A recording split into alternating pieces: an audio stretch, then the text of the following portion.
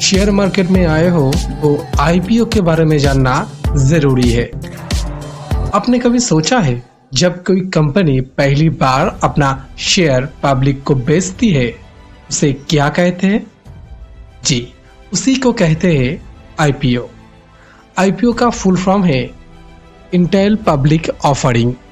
इसका मतलब कोई कंपनी पहली बार स्टॉक मार्केट में अपने शेयर पब्लिक को ऑफर करती है। उससे कंपनी का नया पैसा मिलता है जिससे वो अपना बिजनेस बड़ा कर सकती है। अगर आप आईपीओ में शेयर खरीदते हो और कंपनी आगे चलकर अच्छा परफॉर्म करती है तो आपका अच्छा प्रॉफिट भी हो सकता है। लेकिन याद रखिए, हर आईपीओ प्रॉफिट नहीं देता।